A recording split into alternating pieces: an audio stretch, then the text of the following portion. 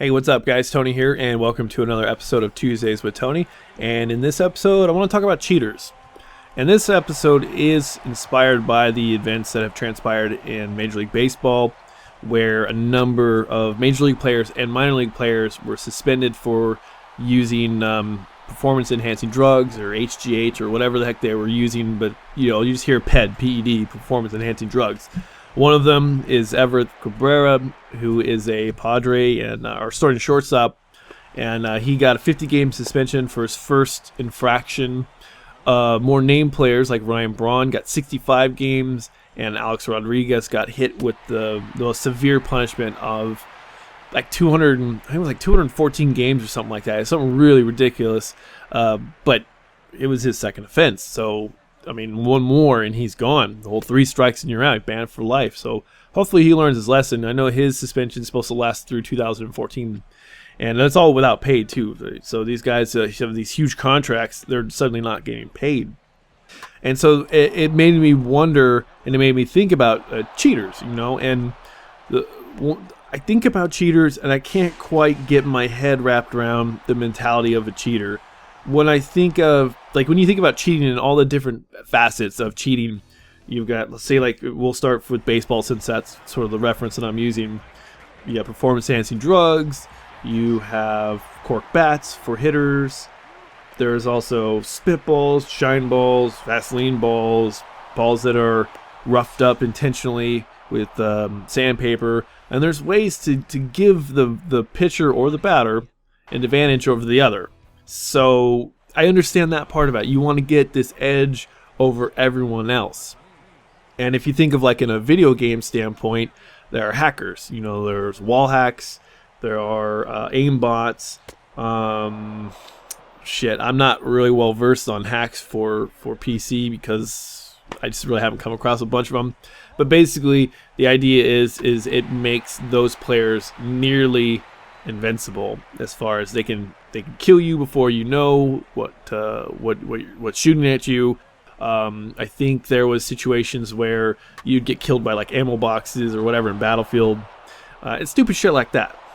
And then the last one is academia, and people they cheat on tests. They'll steal answer keys. They'll write answers on their arms, their legs, or they'll take pictures of their notes and flip through them on their phone, or they'll be so brazen to actually look up answers during tests if the class is large enough and the professor is grading other tests or just not paying attention. They'll look up the answers, and I've seen that before. Actually, people sitting next to me, their phones underneath the desk, and they're typing answers real quick.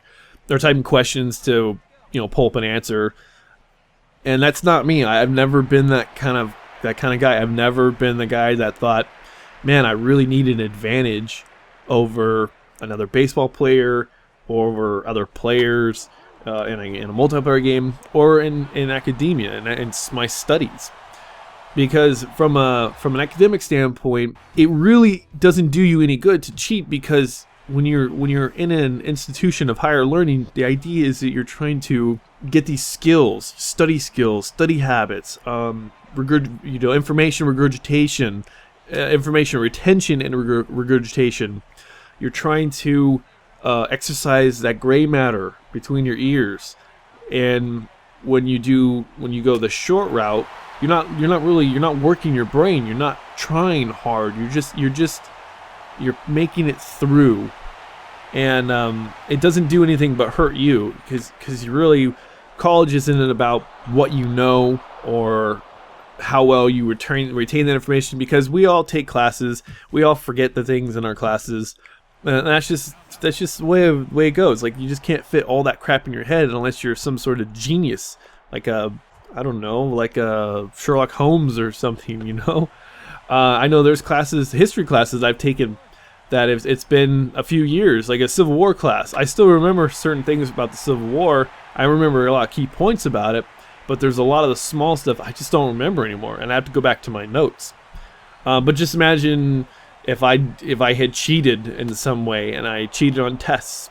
Here's a good for instance. There was classes where you could we would have in-class essays to write, And this one professor wouldn't do anything to sort of stop you from pre-writing your essay. So you could pre-write your essay, come to class, spend 45 minutes or so pretending like you're writing an essay, and turn in your pre-written essay, and then be gone.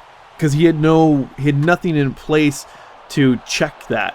Now there's another professor that had in-class essays, and I'm mentioning these because as a historian and as a history major for my undergraduate studies, we wrote in-class essays all the damn time.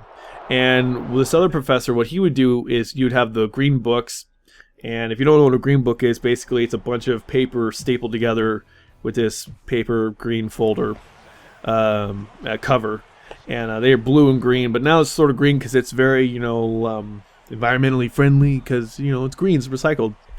So what he would do is he would say, okay, open up page 1, X out page 1, open up to page 5, X out page 5, and open up to page 3, and the backside of page 3, X that out. And if you write anything on those X out pages, automatic F. So if you were that kind of person that wanted to pre-write your essay, you were fucked, because your green book was now useless, because you've pre-written your essay, and all of a sudden your pages that you have shit on are now X'd out, and you got to start all over again. So that obviously promoted academic honesty.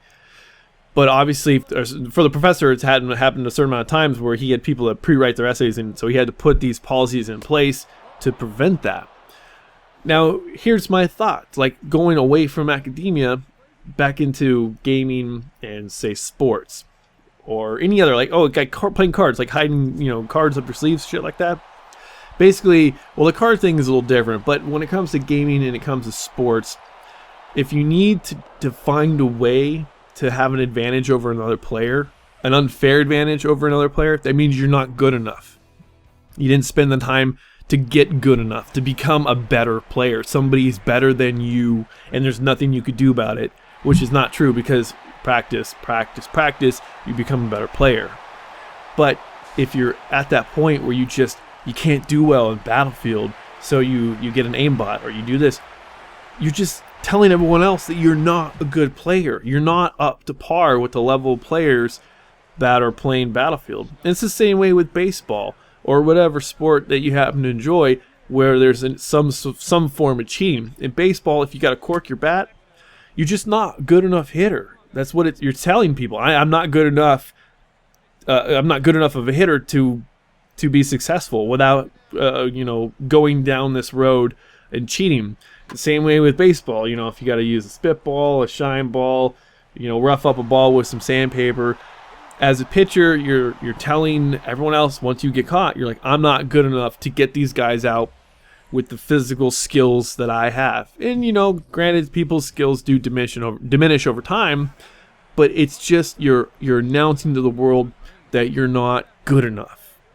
Which, to be honest, to give some sort of advice, if you're that kind of person, you stumble across this video and you're that kind of person that you feel the need to cheat, you feel that you need to cut corners to get that edge, the fact of the matter is you can be that good. You can be the best player on the server. You can be the best player on the baseball field. You can be the best student in the classroom. You just gotta work hard. And that's the thing, is the players that are good in Battlefield, or the baseball players that are in the major leagues or collegiate level or whatever, or those people who are getting good grades, they're not good because they're just good. They're good because they work hard at what they do to become good. And that's how you become a better player, a better student, a better gamer. You practice, you try your hardest, you fail a bunch of times, but sooner or later you just get better. So there's no reason to cheat. So hopefully there's not a lot of you out there who are thinking like, oh my gosh, I feel like cheating because I'm not good enough at X, Y, or Z. No, the fact of the matter is, you can be good. You will be good as long as you apply yourself and try hard. So anyways, guys, thanks for listening. Thanks for watching. And thanks for subscribing. And I shall talk to you guys later.